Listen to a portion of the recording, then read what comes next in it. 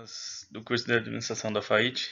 Estamos aqui hoje na nossa penúltima aula com vocês para tratar de um assunto referente à rescisão do contrato de trabalho, tá? Nós já vimos nas nossas aulas anteriores como que se formou essa relação de trabalho, o que era empregado, o que era empregador, vimos salário, remuneração, vimos basicamente os direitos básicos de todos os trabalhadores, vimos alguns cálculos, ainda vamos trabalhar cálculos com vocês, mas já adiantando para vocês aí, essa é a nossa última temática, o nosso último tópico do semestre, tá?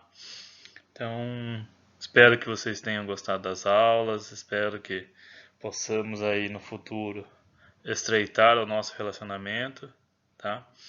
E hoje a gente vai tratar da rescisão do contrato de trabalho, tá? Nosso último tema, como vocês já devem estar sabendo, ou eu avisarei vocês depois, hoje é a nossa penúltima aula, tá? A semana que vem é a última, aí já na outra semana já começam as provas de vocês, tá?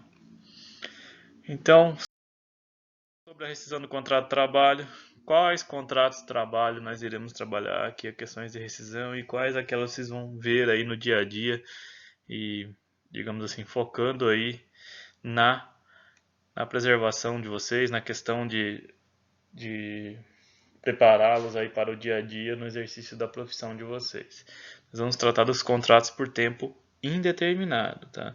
São aqueles contratos que não têm prazo para terminar o contrato de trabalho. Então, sabe quando se inicia com a admissão e quando ocorre a rescisão, não tem o quê? Não tem uma data prevista já para ocorrer a rescisão desse contrato de trabalho.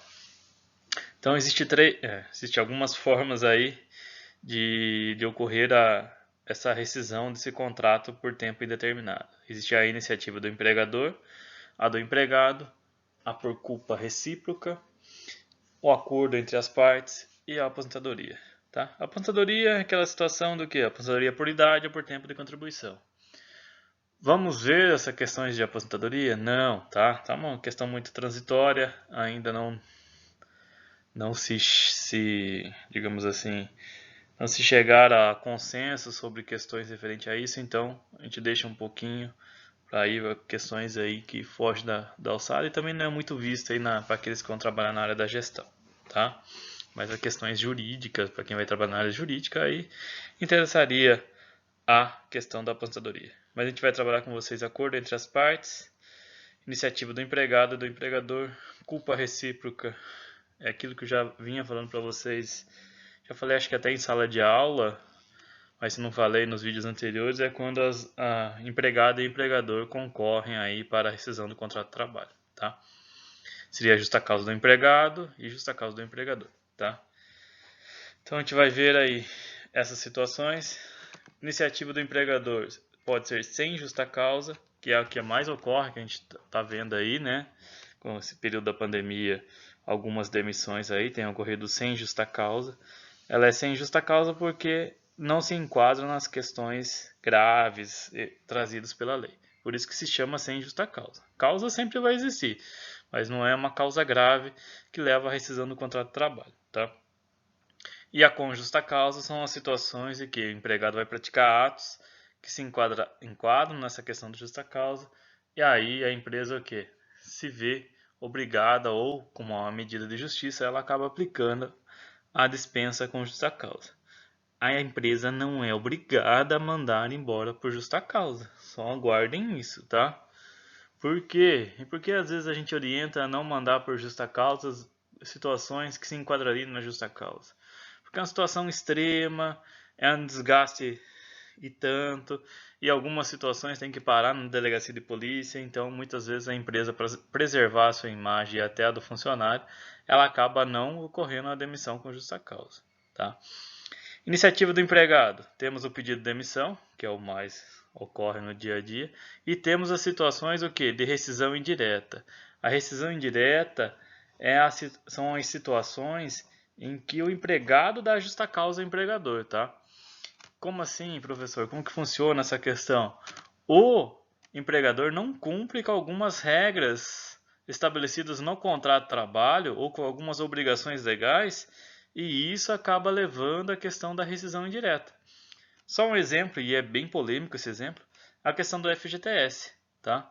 O FGTS é uma obrigação trabalhista. Há juízes que entendem que o não depósito do FGTS gera rescisão indireta e outros juízes que entendem que o FGTS não geraria rescisão indireta. Mas está aí, pode ser aplicável a essa questão. Outras situações combinam um tipo de salário e não cumpre com aquilo que foi combinado. Então essas situações podem levar à rescisão indireta. Outras questões que têm surgido hoje em dia que levam à rescisão indireta é o assédio moral, tá? O funcionário tem uma prova referente ao assédio moral e vendo que a empresa não toma medidas contra o assediador ou se é a própria empresa que está cometendo o assédio, pode se levar à rescisão indireta. Vamos lá. Tem a rescisão por culpa recíproca, que eu já falei para vocês, e o acordo entre as partes. Existe o acordo, né? A gente falava que não existia o acordo na Justiça do Trabalho, mas vocês vão ver aí que existe o acordo e a gente vai falar um pouquinho sobre ele e o que cada funcionário vai ter direito nessas situações. Então eu separei para vocês algumas situações e alguns direitos trabalhistas para vocês entenderem, até para facilitar na questão dos nossos cálculos, né? Eu lembro que eu tinha falado nas aulas presenciais para vocês que talvez a gente tivesse que calcular uma rescisão, né? Mas logicamente sem as incidências, sem alguma coisa referente a isso. Mas só para vocês terem uma ideia, só para vocês se pautarem, quais seriam os direitos que determinado trabalhador receberia para aquele tipo de rescisão do contrato de trabalho. Se fosse a dispensa sem justa causa, ele vai receber saldo salarial, o 13º integral, né, se for lá no final do ano, a rescisão, ou proporcional, tá? Proporcional às regras lá de 15 dias no mês para ter direito a 1/12 e vai pagar em cima de quantidade de 12avos que ele tem. As férias, da mesma forma, tá? Se for integral, seriam férias que têm período aquisitivo vencido, tá? Estão lá para serem concedidas, ainda não foram. Ou proporcional, que são aqueles períodos aquisitivos que ainda não completaram o período de 12 meses. E lembrando que férias, o mínimo para ter o direito a 1/12 são 14 dias e não 15 dias, como no 13º. Temos lá o aviso prévio trabalhado ou indenizado. Adicionais, se houver. Os adicionais aí entram todos, tá? Se houver insalubridade, periculosidade, noturno, transferência e de horas extras. A multa do FGTS, tá? 40%. Na verdade, a multa é 50%, tá? A empresa recolhe 50%, mais 40% que vai para o trabalhador. Os outros 10% vai para o governo federal. Liberação do FGTS. Que seria a liberação do FGTS? Seria aquilo que tem depositado na conta vinculada do Fundo de Garantia, tá? E a habilitação no seguro-desemprego. Vejam que a dispensa sem justa causa é aquela que traz bastante situações, bastante fatos geradores de renda para a rescisão na questão de um funcionário. Por isso que as empresas geralmente fazem o quê? Algumas coisas aí para diminuir esses custos nessa dispensa sem justa causa. E a dispensa por justa causa? Ela é tão grave que acaba afetando até o ponto de vista econômico do trabalhador. Ele vai perder todos os seus direitos por causa da questão da configuração da justa causa. Ele vai receber só saldo salarial e férias mais 1/3 legal, se houver férias o quê? Férias vencidas, tá? Se houver. Se não houver férias vencidas, estava lá, faltava um dia para completar 12 meses e ocorreu a justa causa, ele perde todo o período de férias, tá? Então ele perde todas as férias proporcionais, férias 13º proporcional, tá?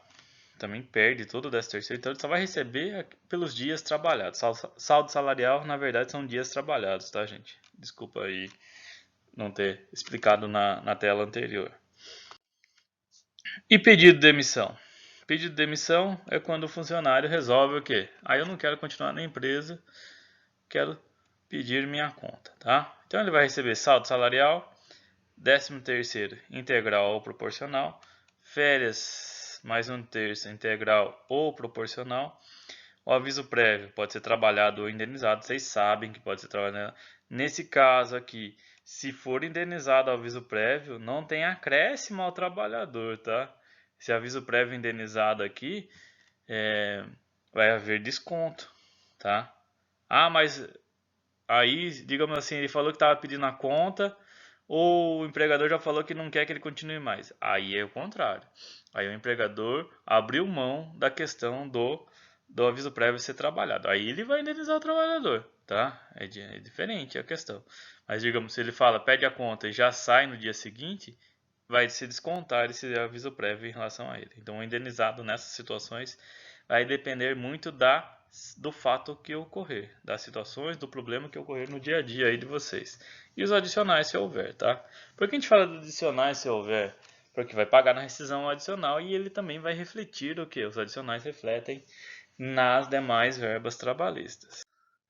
E a novidade, aquilo que muitos desconhecem, muitos gestores têm medo de se fazer, é a questão o quê? O acordo entre as partes. O acordo entre as partes ele tem uma série de relações, digamos assim, peculiares quanto a essa questão do acordo. O funcionário vai receber metade do aviso prévio se for indenizado, tá? Se for trabalhado, trabalha normalmente. A multa do FGTS também. Então vejam que ao invés da empresa, se for indenizar pelos 30 dias, ela vai indenizar o quê? 15 dias o aviso prévio. Não entra aviso prévio especial, é outra coisa, é outro fato em relação ao aviso prévio especial. Nós estamos falando daquele aviso prévio em que ou ele trabalha os 30 dias, ou trabalha 23 e folga 7, e trabalhando os 30 dias com redução de 2 horas, tá? Vai receber na sua totalidade o saldo salarial, 13º, férias, adicionais e tem uma restrição aqui que é em relação ao fundo de garantia, ele não recebe 100%, ele vai receber 80%, tá? Então, na prática, a empresa vai pagar o quê? Vai fazer acordo? Ah, tá, faz o acordo. Para a empresa é melhor o acordo do que dispensar o funcionário. Porque ela vai pagar metade da multa e metade do aviso prévio indenizado. Geralmente a maioria das empresas indenizam o funcionário. Vai pagar as outras verbas normais, tá? E o funcionário vai receber 80% do valor que tinha vinculado na conta do FGTS. Mas não se esqueça, esses outros 20% ele vai perder, professor, como que fica? Não, vai ficar lá depositado esses outros 20%. E vejam, o acordo não habilita o funcionário a receber o seguro-desemprego. É aí que está o X da questão e é aí que muitas empresas ainda se veem refém da questão daquele acordo antigo, tá? Que é a questão do seguro-desemprego, de continuar recebendo seguro-desemprego. Mas cuidado, se pegar a fiscalização, se tiver situações em que verificar que um funcionário está recebendo seguro-desemprego e continua trabalhando na sua empresa, você fez aquele acordo para ele receber seguro, não façam, gente. Não façam porque isso pode virar processo e também até o quê? Crimes, a empresa ou o empresário pode até responder por processo e dependendo da situação, se forem vários concorrendo com as penas aí, pode até ficar preso aí por conta disso, tá? E o funcionário vai ser o quê? Também processado em relação a isso e vai ter que devolver os valores recebidos indevidamente, tá? Então, não façam isso, tá? Tentem fazer o acordo mesmo, de como está aqui, nessas condições que estão aqui, que é mais vantajoso, digamos assim, é um meio termo para ambas as partes em relação à questão seja pedido de demissão ou a dispensa aí sem justa causa. Eu acho que vale a pena investir na questão do acordo entre as partes, eu acho que foi uma boa sacada aí da última reforma trabalhista. Enfim, o que eu tinha para falar para vocês em relação à rescisão do contrato de trabalho aqui nas apresentações no roteiro de aula seria isso. A gente fica lá no grupo à disposição de vocês para a gente tirar dúvida. A gente sabe que vai surgir muitas dúvidas em relação a isso. Então, até por isso, a gente vai trabalhar os cálculos que a gente vinha trabalhando normalmente. E a gente vai falar um pouco sobre esse assunto com vocês lá no grupo. E reservei 2 aulas para tratar sobre isso. Tá bom, pessoal? Boa noite e até a próxima.